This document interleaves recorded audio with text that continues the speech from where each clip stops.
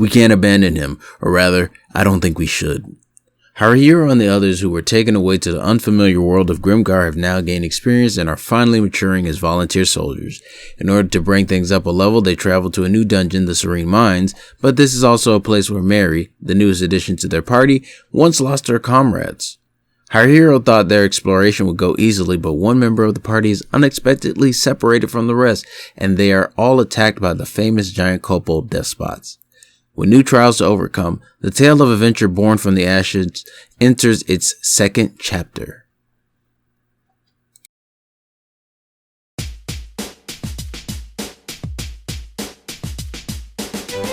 So you're hooked.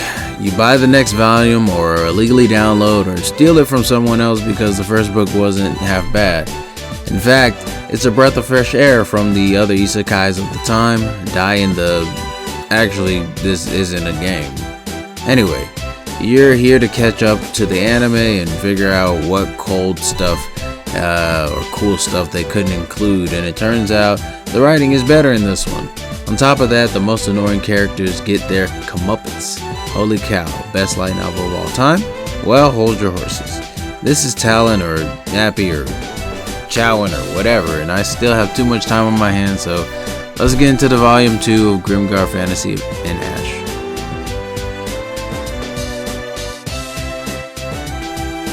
See, now I was gonna leave this as it was, okay, but now I'm redoing it.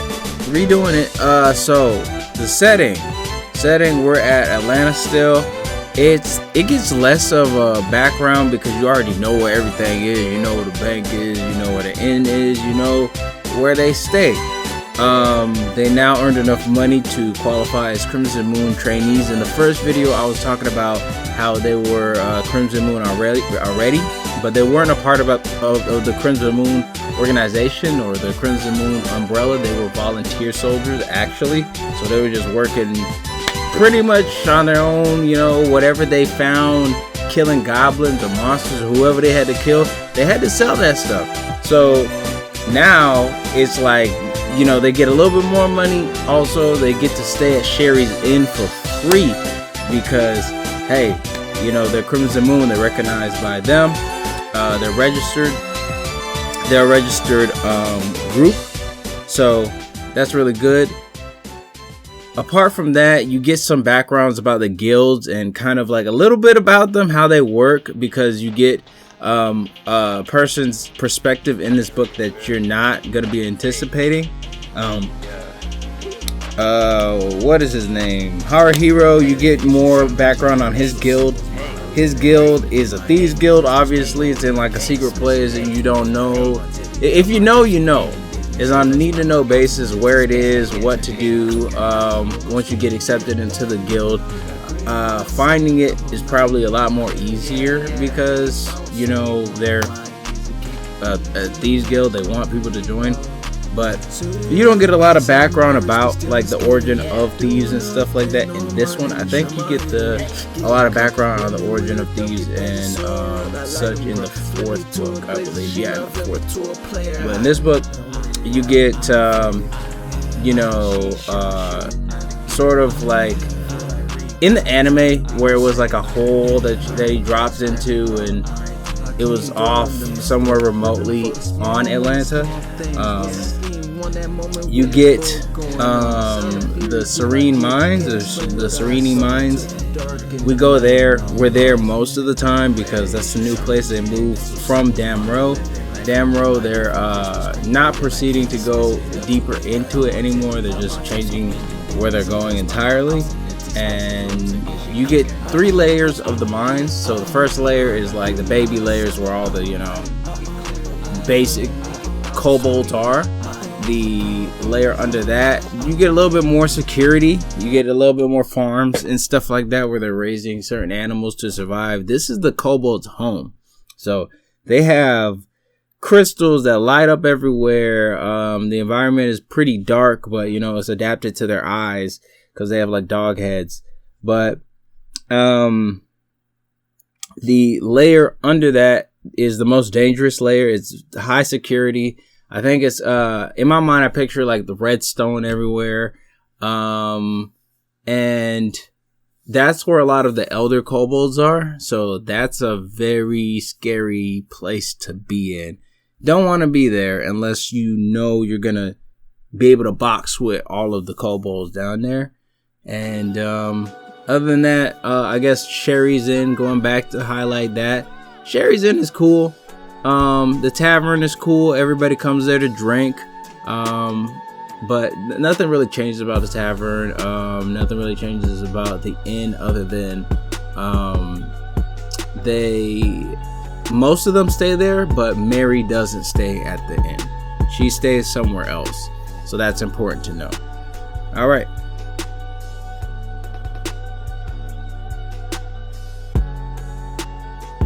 So now we're jumping to the characters. So Haruhiro, he gets character development in the form of a flashback. Something traumatic happens to him and he gets more experience being a leader. His leadership gets tested here and his decision making. So this is a really good book for his progression, and also he accomplishes something that nobody could ever thought he was going to accomplish in this book. I certainly didn't. Ranta, he gets character development. He's still annoying, but you get to sympathize with him a little bit more because you get his perspective in this book. Isn't that crazy? You get Ranta's perspective. On top of that, you get to see his summon, which is Zoldyck. Zoldyck is a demon that only listens to Ranta when he wants to. He gets powerful the more people and things that Ranta kills and sacrifices to his dark wolf god or whatever. So right now he's like in a baby form. He's gonna get stronger as the volumes go on, but right now he's in a baby form and he does not respect Ranta at all. He actually will prefer Ranta die for for the lord that they're both working for. So he's pretty funny. I like that he abuses Ranta with his words because Ranta needs some shit for all the shit he gives everybody else. Yum, she's a mid-range fighter. She doesn't get a lot of development here.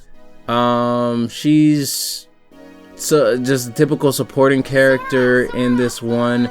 Nothing really significant about her in this one. Mary, she's very important in this one, considering they're going back to the mines where her party was killed. Her party being Machiki the warrior, Og the thief, Mitsumi the mage. One of them escaped along with Mary. I don't remember his name, but it begins with an A. You see him at the end, but this is covered in the anime. Mary is very important in this. The only reason they're progressing is because of Mary, arguably, and she gets some character development. You get to see a little more of the softer side of Mary in this one. Shiharu doesn't get a lot of development in this one. She learns some moves. She is shy still, and she still really does not like Ranta, for good reason though. She's gonna get a little bit more development in the next one. Moguzo is awesome, great character, A+. He submits himself as a person that's gonna do what the heck he gotta do. You know what I'm saying? You send Moguzo to go do something, he gonna do it. He gonna handle his business. You know what I'm saying? So he's tanking, and honestly, he's my favorite character in this at this point in the light novel. Moguzo be getting stuff done. That's my homie right there. Every time I read about him doing stuff with a thank you little cleave, I'm like, yes, go Moguzo. But anyway, Renji, Renji's bitch ass get mentioned in this book. Renji is, he's tough. He's fighting orcs in this book. Yeah, there's orcs. Orcs come out of nowhere and do some crazy stuff here. They speak a totally different language, is what you need to know. And they're invading right now, but they fall back because Renji does some things. But you meet Renji's team too. Chibi's the cute one. Sasa is the one that Haruhiro has a boner for, but is too bitch made to even talk to him. I mean, even talk to her. Ron is the one that like was coming with heat in the first novel against Renji, but he's playing second in command. He knows where he stands now. He's like, okay, I'm second in command. I'm the second toughest here on the team. And Adachi is the dude that's suave. He has the glasses and stuff. He's really suave in terms of like he's cool, but he's nerdy. So that's really dope. They got a whole team. They seem pretty confident in their leader too, which makes Haruhiro, shit on himself even more. But moving on from that, Soma and the Daybreakers get mentioned here. They're a big group there. Everybody knows them. They're like probably number one, I think, in the world right now. Number one group of Crimson Moon people. There's kobolds in here. You already know that. Dog-headed weirdos. You saw it in the anime. They have like a they have like a seraph kind of relationship where there's kobolds, there's worker kobolds, and then there's the elder kobolds who are the bigger, taller ones that are over the worker kobolds. And then there's Death Spots. Death Spots is nothing to fuck with. He likes beating the absolute dog boo-boo out of adventurers like Haruhiro and his group.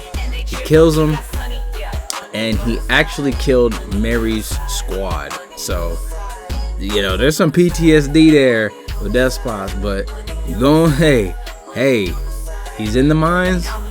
You might meet him in this volume. Just give you the heads up. And he's nothing to play with. So they have pigworms here.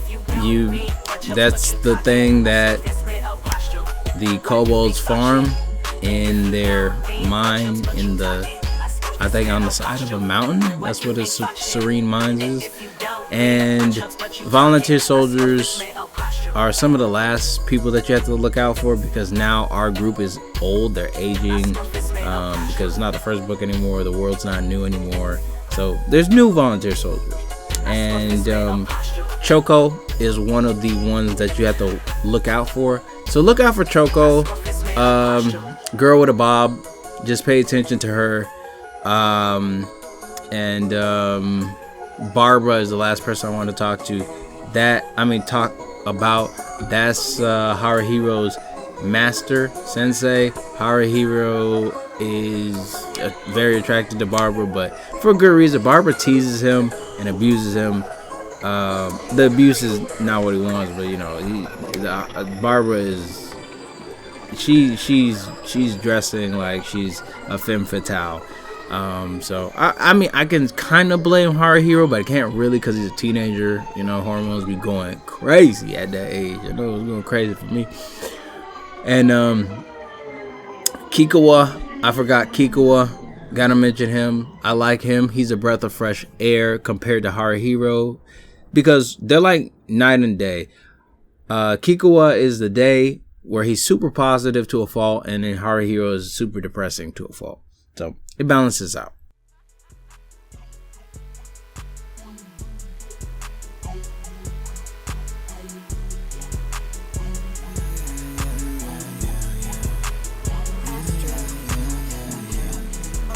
Haruhiro is just in town. He's talking about everything's going good. He's just in the market. Suddenly, Atlanta just gets run through by a bunch of orcs. A bunch of orcs just come out of nowhere. They're like, hey man, we about to take over Atlanta. Haruhiro, he's never seen orcs in his life, and the crowd is trampling him and everything. He's trying to get to safety like them. So he's running away. He's like, I'm a thief. I'm not even like a frontline fighter. I'm not really bad. He runs into this old lady. The old lady is looking at him crazy because she like, aren't you like a fighter? And he's like, I don't really be fighting like that. And just when they're like, getting into it, the orc comes out of nowhere. Haruhiro with his Haruhi is so pathetic in this one. This man is hiding behind an old lady, bro. As an orc comes in, hiding behind an old lady, and like she has more of a backbone than he does, seeing this orc. You know what I'm saying? But the orc chases him out. You know, he distracts it. Eventually, he gets like a backbone to distract, and he's getting chased through the streets. He hears something, and he listens to whatever he hears. Turns his corner, hits his corner real quick, and boom. You know who it is? You know who just like, you know, beat this orc up, you know, with a surprise attack? It was Renji. Renji did that. So Haruhiro meets Renji. He's like, man, the gap in skill is so big. And Renji gets into it with this big, you know, one of the, I think the orc, the chieftains or the captains or whatever. And Haruhiro's just observing Renji and his team. Renji is taking on this orc as all the other orcs watch, and he's getting beat up. Renji was talking a lot of good stuff, but now he getting mollywopped, and his team is just watching. Haruhiro is in distress right now, even like, you know, though his own team is watching too. He doesn't really know what he could do, and even though he's trying to warn Renji's crew about like Renji's status, they believe in him enough to like, you know, see it through. Renji ends up taking down this orc. It was no issue for him, apparently, and everybody's impressed. The orcs that did invade Atlanta, they leave, and Haruhiro is just sitting there like, bro, we have a long way to go. So their team is known as the Goblin Slayers because they keep going to Damro and they keep killing these goblins pretty much. And they want to have some hair on their chest, some reason that they could be respected among their peers. And they're trying to figure out what they could do. On top of that, Haruhiro is getting progressively more annoyed at Ranta. Ranta is becoming even more of a problem in this novel, and he's causing a lot of discord, and Haruhiro really doesn't know what to do. So one night when they're coming back from Damro, he talks to Ranta, and Ranta actually gets, you know, he gets personal. And you see a side of Ranta that you never really see, like, because he actually is getting serious. He's actually having a serious conversation with Haruhiro, but Haruhiro doesn't really know how to respond. You know what I'm saying? Because he's taken off guard, like we're all, everybody, the reader's taking off guard. You know what I'm saying? So the conversation ends up in a standstill, and instead of Haruhiro kicking Ranta out, he's just there. A group of new recruits or new volunteer soldiers come in, and they catch Haruhiro kind of lacking, not knowing what to do. But that's just a side thing. Haruhiro and the others, they gather together, and Mary talks about, hey, you guys want to progress, we could go to the citrine mines. She's hesitant about it, but they end up going. She knows the way. They get there, they're kind of feeling things out. Dog-headed monsters called kobolds come out, and they end up, you know, they're not really adapt to them. They're used to fighting goblins, but they end up killing them after, like, you know, a bit of a struggle. Ranta being difficult as usual, you know, as they, you know, keep progressing into the mines, and they keep coming to the mines because, you know, they're earning some money, not nearly as much money at first as they earned in Damro. He's trying to figure out how to fight these things on his own, and he's, you know, causing discord as usual. So Haruhiro is just really up to here with Ranta because he knows everybody else is too, and he doesn't really know like what to do about that. Like, he doesn't know who he can replace Ranta with. He doesn't know if, you know, everybody would be okay with him just like removing him from the group. But even though they're making less money, they can't go back to Damro, because if they do go back to Damro, Damro is not in a good place. It's overrun with even more goblins because I think the goblin slayers have been causing so much of a commotion. So what happened is the royal goblins in the center of Damro, which is, the city, the, disheveled city, are pushing out more and more goblins to the outskirts where they're used to fighting the goblins, and they have better gear and stuff. So Damro is not even an option right now. It's too overpopulated with goblins, and the goblins have very good equipment, and maybe they might be better educated as well. They don't know.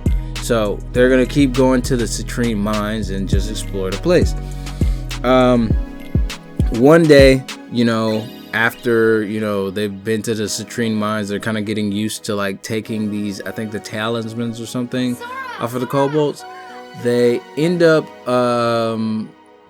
just pushing their luck. They end up just going deeper into the mines and stuff like that, fighting elder kobolds and stuff like when they can, and they end up on the bottom floor, just to see what they could do. And somehow they end up getting like in between a rock and a hard place, and they have to flee. So now the party is booking it. They booking it like they are the hot commodity right now. Kobolds are coming out of nowhere, left field, right field. The tension is high because at this point in the book, they've been in the mines for a while. So they were really pushing their luck, like going the extra step. So they're running, they're trying to like fight off these kobolds. They're trying to get to the upper floor, the second floor, or the second strata. So they're pushing, they're going, and as they're pushing and going, they make several decisions to they get the girls up first, and then after that they get Haruhiro up first, then the girls go, then instead of what was going to happen is Moguzo was going to stay behind, but Moguzo listens to Ranta, and he actually switches places. So Ranta ends up not being able to go with the rest of the group, and the floor that they were on, the third floor, is flooded with kobolds. And yeah, Ranta cannot fight all those kobolds. They can't even fight all those kobolds. So the last kind of what they hear from Ranta is that, and they just have to leave because they know people on the second floor, kobolds on the second floor, are interested in taking their heads as well. Not to the same degree, but it's enough to get them to, hey, we gotta go. So they leave. Now, not only is the party thinking Ranta's dead, but the reader is thinking Ranta is gone too. We get some insights into what Haruhiro and the crew are thinking, but we also get some insights to Ranta because it changes to his perspective at some point. So I like that they did this because you get to learn about Ranta's guild as a Dread Knight, and you also get to learn about his summon, Zoldyck. But Zoldyck isn't really helping. Ranta's hiding from these kobolds. He's hurt, and he's trying not to die. He miraculously ended up escaping because Dread Knights are very mobile, but he's hiding from them. He's out of stamina, and Zoldyck is basically telling him he's gonna die, you're gonna die, and he wants him to die. He wants him to get found and killed. So he's not really helping. I believe he does help at one point or maybe 2 points when Ranta's in trouble in this novel, but Ranta is feeling some remorse for what he's doing, and he's feeling some remorse for being a butthole and being annoying throughout all of these novels. Haruhiro and the others, they were gonna leave, but they end up doubling back to find Ranta. They find Ranta, somehow they find Ranta, and he's just finishing killing, I think, a kobold or two. And he can't believe they're there. They can't believe they found Ranta. But the celebration is kind of cut short because guess what happens? You're not going to believe what happens, man. Like, this is why this is a spoiler section.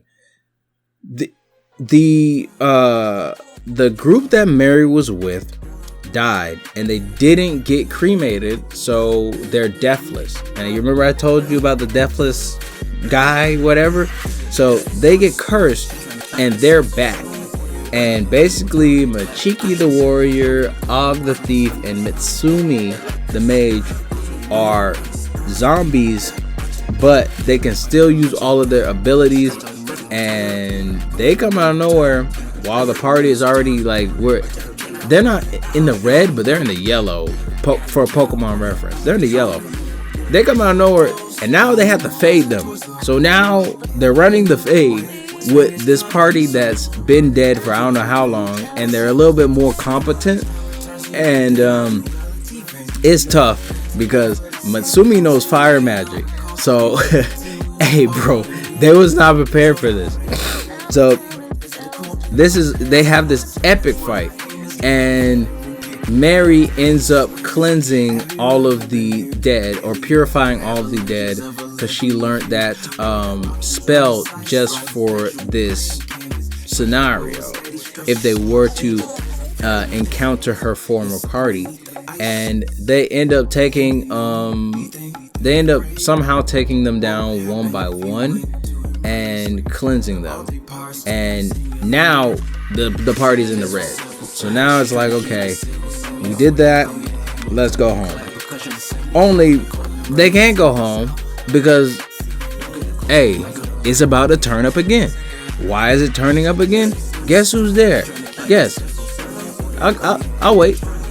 I'm not gonna wait. It's Death Spots. Death Spots is there. Yeah, baby. Right after y'all in the red HP, and I'm here. What are you gonna do? So, hey, they're trying to fight Death Spots, and if my memory is correct, because I read this a bit ago, I think what happened was Death Spots and some kobolds, an elder kobold with other people, or a pair of elder kobolds were there. So they have to fight these kobolds, and they have to fight Death Spots. And Death Spots has this disgustingly just big sword that he's swinging around. It's not looking good, to the point where even though they took down the elder kobolds, they gotta go. Like, they have to go, like, because they're not winning this. So the only way Haruhiro could see them making it out of here is him sacrificing himself. So he uses his new technique. I think he's the Widow Spider or whatever, and he holds Death Spots, and he I think he pulls him off the side of something, and they both fall down, and I think a side of a little drop or a cliff or something, and they both fall down. But while the party is running away, they're getting away, Haruhiro sacrifices himself. Haruhiro's hurt, but he's not dead. Death Spots throws him off, and instead of killing Haruhiro, he's trying to kill the rest of the party. I specifically think if Mary wasn't there, Death Spots would have killed Haruhiro, because I think Death Spots was trying to kill Mary. He was trying to finish, like, business, you know what I'm saying? So Death Spots goes after them, and while he's going after them, Haruhiro's like, oh hell no. Y'all, you're not killing my friends. So there's this thing that you see, you know, here and there in the novel about this line. Haruhiro keeps seeing this line. So the crazy thing is, Haruhiro's tired, beaten up. He can barely go. He can barely get off. He's exhausted. But you know what my boy does? My boy gets up. he traces this line like he's in a trance. He just follows the line. He's not thinking nothing. He's having some flashbacks to some time where he was in another world with his best friend or whatever. He's in a daze, and then he ends up killing Despots. That's right, Haruhiro killed Despots because he wasn't paying attention, and he got bodied because of it. So now, you know, Haruhiro's out of gas, even though he like stabbed Despots, took him out, and he's thinking he's gonna just sit there and die. But what happens is Ronta and them come back for him. They don't leave him because they didn't leave Ronta. So Haruhiro, my boy, ends up making it out. And I think him trying to take on Despots was the best decision he could have made. Anyway, they get back to the tavern, and they're no longer known as the Goblin Slayer. Hooray, hooray for them. Another thing that happens is, you know, Mary talks to her old teammate about, you know, what happened and everything, how the party went, and they're finally put to rest. Everybody's happy about that. Everybody's drinking, having a good time. My boy Kikuwa shows up, and surprisingly, you know, well, the top dogs, Soma and the Daybreakers, they're offering them a drink for, you know, killing Despots. Everybody's recognizing them killing Despots. Renji and his crew, everybody. So, hey, Haruhiro's a little hesitant at first, but then he's like, you know, this is what it feels like. We are competent. We're able to do stuff. We're a good group. We're a good team. And I'm glad he came to that conclusion, because that kind of like gets him off of the uncertainty of, should I keep Ronta? Should I not keep Ronta? And they all, you know, they all enjoy their time. They all get drinks from Soma and the Daybreakers, and it's just a great end to the novels. It's pretty good.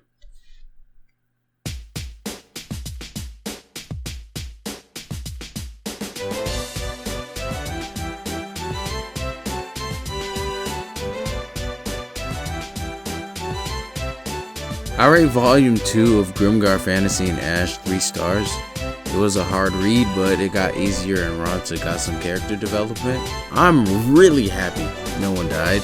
You know, I thought Ronta was gonna die the entire time. I was like, holy shit, I was like, you can't do this. But I'm happy the team progressed instead of staying in the same place.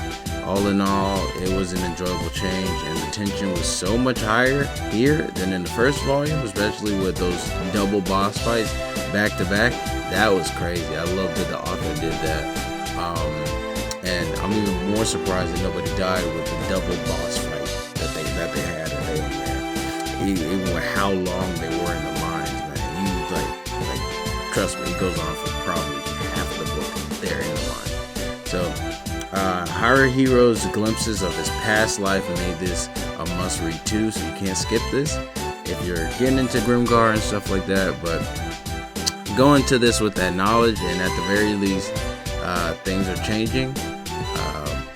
I think I'm just gonna rate this about maybe 3.4, 3.5. Not a 4-star, but I hope y'all have a great day, and peace out.